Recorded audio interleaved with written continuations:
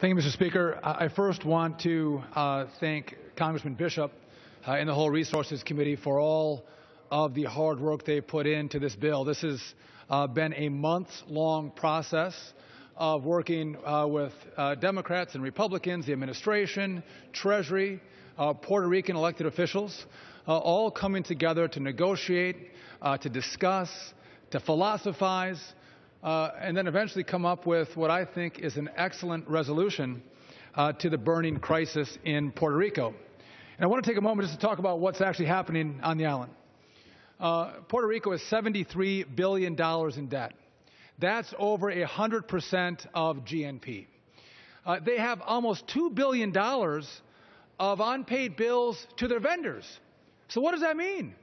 It means that schools are closing down because we don't have fuel for energy in the schools or for school buses. Hospital wings are closing. Emergency vehicles aren't being run because the island doesn't have money to pay its bills. This is a true economic crisis. It is a true humanitarian crisis that's taking place in Puerto Rico. So the question becomes, does this institution act to help Puerto Rico?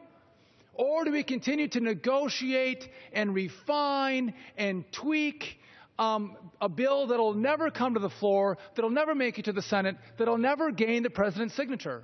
Do we let perfect be the enemy of the good?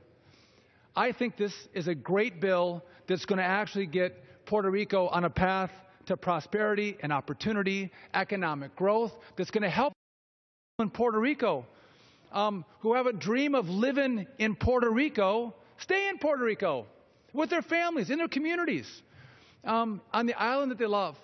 But right now, there's despair. We have thousands of people leaving Puerto Rico every month to come to the mainland because there's no opportunity. This is what debt does to economies. It absolutely crushes them, and it crushes people. So what do? Well, we have a two-pronged approach.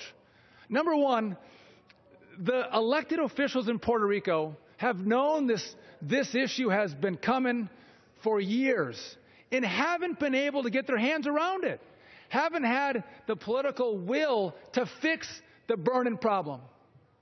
And so we are going to put into effect an oversight board to actually work with the island government to get its finances and its budgets under control.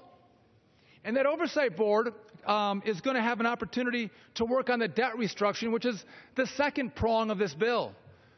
$73 billion in debt. They can't pay it. People might want to wish that all the bondholders could be paid. They might dream about all the bondholders being paid. But the bottom line is Puerto Rico doesn't have enough income to pay its bondholders.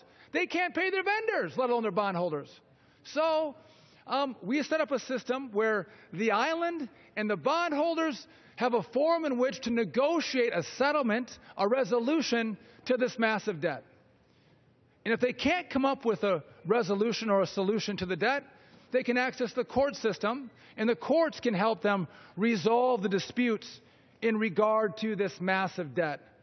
But it's that system that's going to allow for debt restructuring and an oversight board that's going to bring Puerto Rico to a place of economic health. And when you can get to a place of economic health, you can start to have a conversation about economic growth. And when you have economic growth, you actually help people, you help families, you help communities. Now, there's some who have said that this bill is a bailout. Let me tell you what. I have a definition of a bailout, and a bailout happens when this institution sends taxpayer monies to somewhere else or to somebody else. The bottom line is this bill doesn't spend any taxpayer money bailing anybody out. There's no taxpayer money that's involved. What we do here is say, hey, listen, if you invested in Puerto Rican bonds and you might have got a great upside, a great return on your bonds that you maybe bought at 50 or 60 cents on the dollar, you took that risk. And if there's a loss, you, the bondholder, are going to bear the loss on that bond. But the taxpayers aren't going to bear that loss for you. So I think this is a great compromise, a great package that's going to bring economic health and growth back to Puerto Rico. I want to thank Mr. Pierluisi for all of his insight that he's given to both sides of the aisle on what needs to be done to make this work. And the elected politicians, the Speaker of the Puerto Rican House, who's been so gracious with his insight into how we structure a package that's going to grow Puerto Rico. And with that, I want to thank Mr. Bishop as well and Resources, and yield back the remainder of my time. Gentleman yields back the remainder.